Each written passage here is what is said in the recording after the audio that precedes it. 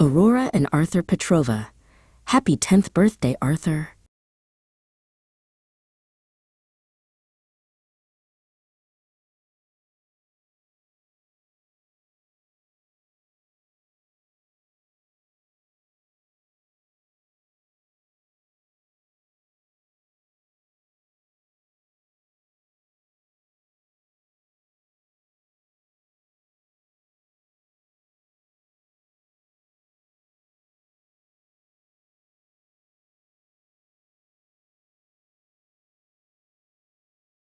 At 33 Falmouth Road, the sun begins to peer, for Arthur's 10th birthday is finally here.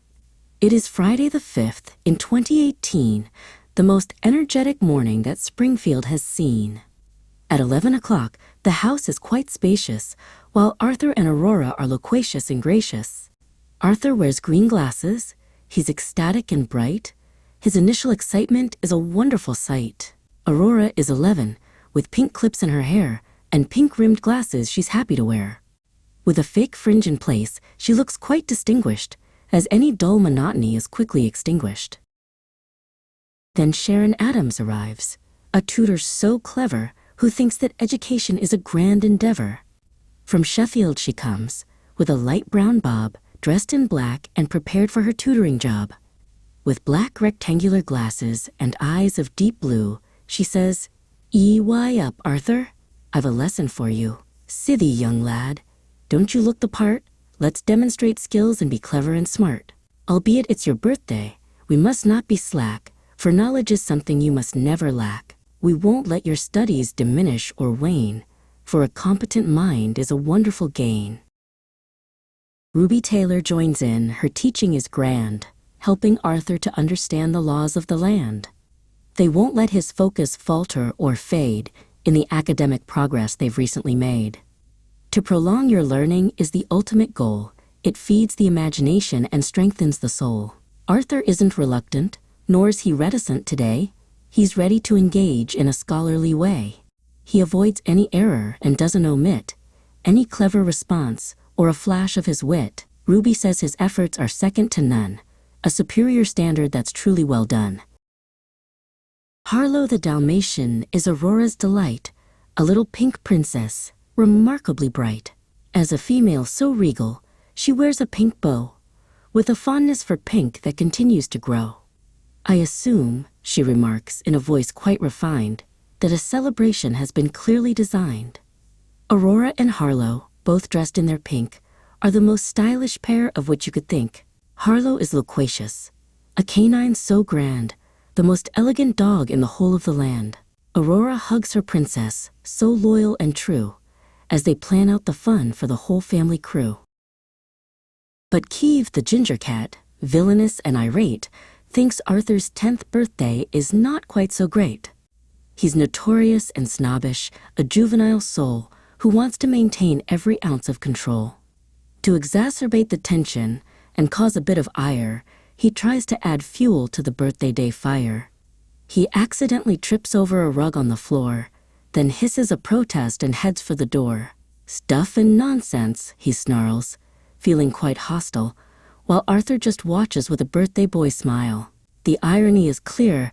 As the cat slinks away, he can't stop the fun of this wonderful day. Mariha is 41, elated and kind, with orange-rimmed glasses and a brilliant mind. She wears orange clothes, which she chose to adorn, to conceal where a kettle had accidentally been torn. She was but a toddler when the accidentally occurred, and she won't let the memory make her spirit be blurred. "Zdravi, my son," she says, beaming with pride, as Arthur stands happily right by her side. She's far from petulant, she's tolerant and sweet, making sure that the day is a birthday boy treat. Her love is indispensable, precious and true, as she organizes everything for me and for you. A cake from Marks & Spencer's brought to the room, with 10 glowing candles to banish all gloom. It's a balloon-themed cake, so vibrant and sweet, the ultimate birthday and sugary treat. Aurora watches on, her pink glasses aglow, as the festive cacophony starts to grow. "It's proper ream," she exclaims with a shout, as Mariha ensures no one's feeling left out. Aurora's crimped hair and her fake fringe are neat as she waits for the moment they sit down to eat. Albeit the candles are flickering bright, they won't let the joy fade away from the light. Pitar is 47, in glasses of blue, a father so constant, devoted, and true. Chestit Rojden Den, he begins to sing out, with a vocal enthusiasm that removes any doubt. He leads the whole family in a Bulgarian song, for to this rich culture they proudly belong. He serves J2O orange, a drink that is refreshing, while Sharon takes photos, which is quite a blessing. Pitar's no snob, he's a jolly good mate, serving up drinks at a relentless rate. Arthur is elate as he takes his first sip, with a smile on his face and a song on his lip.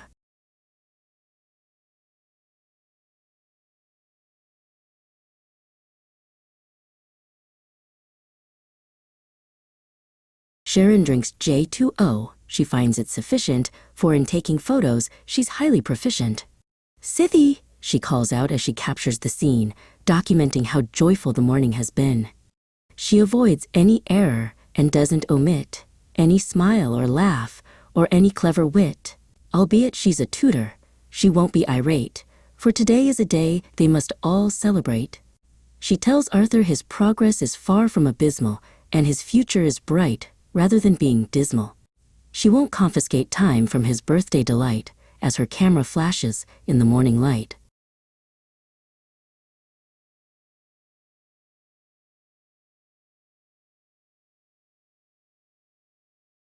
The family gathers to watch Frozen the play, which is out of this world in a magical way.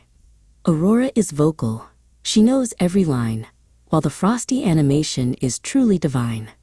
She mimics the singing with such a loud voice that the rest of the family has very small choice. But Kiev the cat thinks the movie is sour, and he glares at the screen with a villainous glower.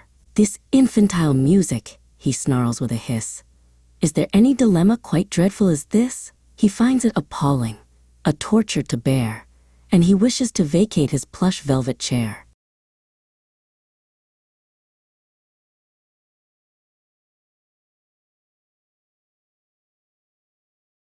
Harlow the Dalmatian, in a voice quite polite, says, Kiev, your attitude is a horrendous sight. Do not be so petulant, do not be so mean. It's the finest movie that I've ever seen. Kiev is livid, his ire starts to rise as he stares at the dog with his big yellow eyes. Under no circumstances, the cat starts to meow, will I tolerate singing or a princess's beau. He tries to obstruct the view of the screen, the most egotistical cat that has ever been seen. But Harlow just chuckles, her pink collar agleam, while she stays as serene as a midsummer dream. It's time, Pitar cries. To the car we must go, for the hunger in Springfield is starting to grow. They step outside where the air is quite chill, but the birthday excitement is providing a thrill. They look at the BMW, a Series 3 sleek. It hasn't been washed in almost a week. Or perhaps the VW Polo is better to take. These are the choices that the family must make. It's a manual car, both sleek and refined, leaving the house at 33 Falmouth behind. Arthur is elated. He's on the very brink of the tastiest dinner of which he could think. As they drive through Springfield, the diversity is clear, a community vibrant that everyone holds dear. They pass by the houses and neighbors so kind, leaving the monotony of lessons behind. Arthur and Aurora, loquacious and sweet, are looking for golden arches down the high street. No wonder we're happy, Arthur says with a grin. With a family like ours, we're certain to win. The atmosphere is spacious, the mood is so bright, as the street lights of Chelmsford flicker into the night. They won't let any conflict or bicker mar the day, as they proceed on their merry and McDonald's-bound way. At McDonald's in Springfield, they find a large space, and a smile is fixed fast upon everyone's face.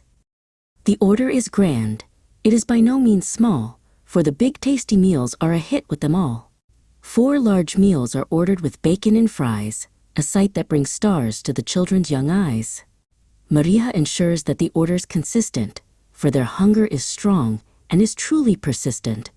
They don't want anything but the best of the treats as they settle themselves into the bright plastic seats. Large cokes are poured and the feast can begin as the birthday boy's smile is a wonderful win. Now listen, Aurora, says Petrova with glee. I have a math variable for you to see. If we have 8.5 and we cut it in two, what is the answer I'm looking for from you? Aurora doesn't hesitate. She doesn't think twice, for her math skills are sharp and are actually quite nice. It's 4.25, she responds with a shout. I'm certain of that, without any doubt. Petar is proud of his loquacious young girl, who is competent enough to give math a whirl. To top it off, they have apple pie too, a sugary delight that is better than new. Maria looks at the fries and the burgers so tall, then makes a decree that is heard by them all. We ate here on Wednesday and Sunday as well, and if we keep going, our bellies will swell. No more eating McDonald's regularly, I say, let alone having it every single day. Aurora looks at her mother, her pink glasses bright, knowing that Maria is certainly right. Under no circumstances, Maria reiterates with a look, will we abandon the healthy meals that I cook? Albeit they love it, it's out of the question, to avoid any greasy and bad indigestion. Tomorrow, says Arthur, his joy on the rise, to Kidspace in Romford for a birthday surprise. And next Saturday, Aurora adds with a cheer, the pirate-themed party is finally near. With Bambo and Jesse and Joshua too, we'll have a grand time with the whole pirate crew.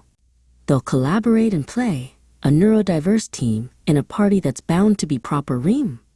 Harlow the dog says, that's more like it indeed. A festive adventure is just what you need. Arthur longs to go. He's ready to start, with a pirate-sized courage inside of his heart. The day is now ending. The sun has gone down on the happiest birthday in all of the town. Arthur is 10 and he's feeling quite grand, the most distinguished young lad in the whole of the land. Happy birthday, they shout, with a love that won't wane, as they recap the fun and the birthday boy gain.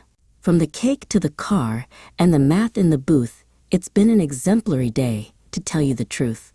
With a light at the end of the tunnel so bright, Arthur Petrova says a happy good night.